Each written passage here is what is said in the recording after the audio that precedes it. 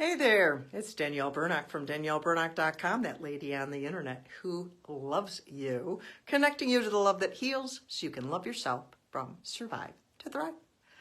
What do you do when someone says to you, calm down? Do you calm down? I don't think so.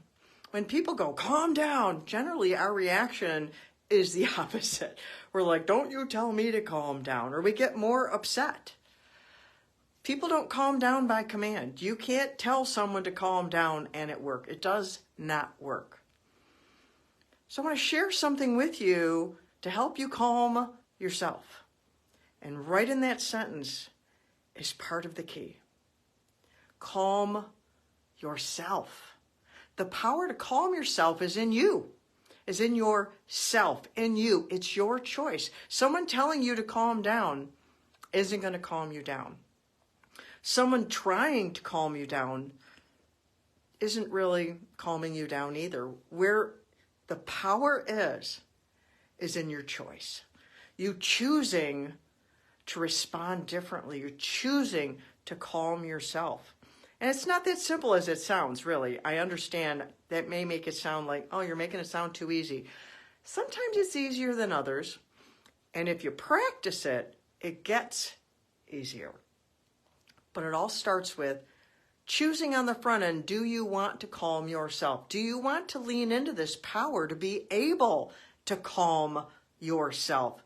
Because the power is in you.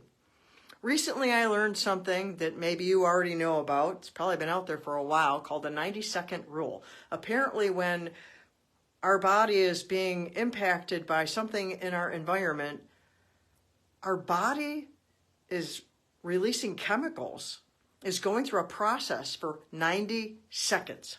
Our emotions are releasing into our body for 90 seconds, and some people call that the amygdala hijack.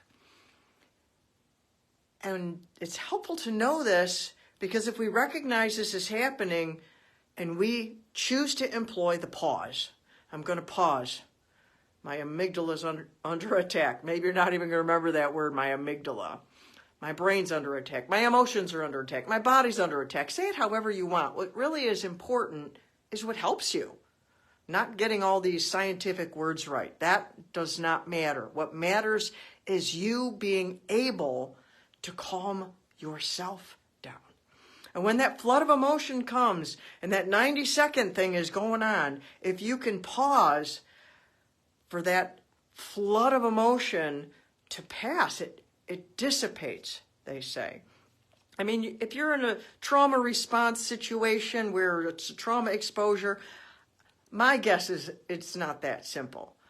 But the point is, in our everyday lives, if we would just pause sometimes, maybe we would be able to gain control a little bit faster or easier. I want to start doing that. I want to pay attention to that, to notice that maybe I just need to pause. Maybe I just need to pause for a minute. Oftentimes after that, another good thing to add to that is a nice deep breath.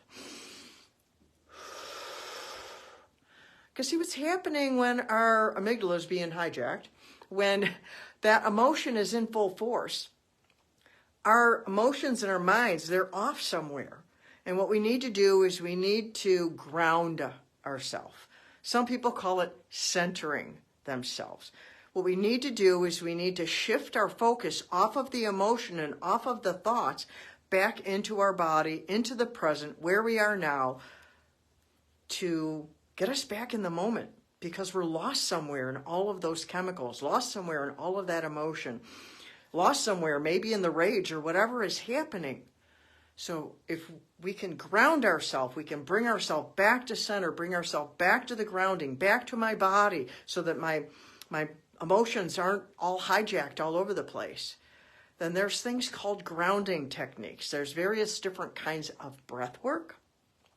There are different exercises that you can do. And I teach these in my workshop. I have a workshop, Calming Yourself Workshop. And the self is the acronym, self. That's my process. See, expose, love, and free. But in this workshop, I do teach a number of grounding techniques. And they're helpful. But knowing the whole big picture is even more helpful of what is going on and how is it affecting me and how do I get my power and how do I own that and how do I be able to do these grounding things to even remember them in the moment. But I do want to share with you something I created, an acronym to help us shift our focus off of all the emotion and thought back into our body. And it almost spells the word shift. It's just missing the letter I. And it stands for see, hear, feel, taste, and smell. If we will focus ourselves on one of those, there's various different ways of doing it. For example, with seeing, sometimes we're blinded by our emotion. So if we can just stare out in front of us, like I could look out my window of my office here and see the tree that's out there. And I could focus on that tree. It is a blue spruce tree. It has green needles on it. Some of them are lighter than others. Some are darker than others. There is brown in there also. And what I'm doing there is I'm focusing on describing what I see, and then I'm not paying attention to the emotion anymore. It helps bring me back into my body, into the moment. And then there's also the hear, like closing my eyes to listen to what do I hear right now? I hear the ticking of the clock in my office. I love that sound. But when you're busy doing things, you don't generally notice those kinds of sounds. Maybe you'll hear birds singing. Maybe you'll hear kids playing outside. Maybe you'll hear someone vacuuming or mowing or whatever they're doing. But you're focusing on that. See, hear, feel, taste, and smell. When I was going through a hard time, when we moved to Arizona a number of years ago, I had a thing I kept in my pocket, this little rock, and I would feel it.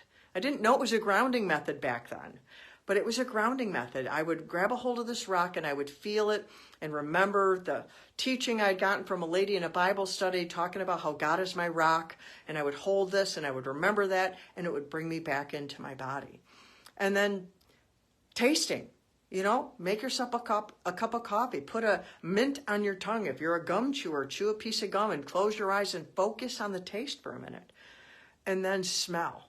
Smelling something, a kind of cologne, or smell the flowers, or anything that smells good, to just focus on those things. See, hear, feel, taste, smell. To shift your focus off of all the emotion, to calm yourself on purpose. You have the power to do that so that you can calm down instead of just being lost in the emotion. Why? Because no one calms down by command, and you have the power to calm yourself. Until next time, mwah, I love you.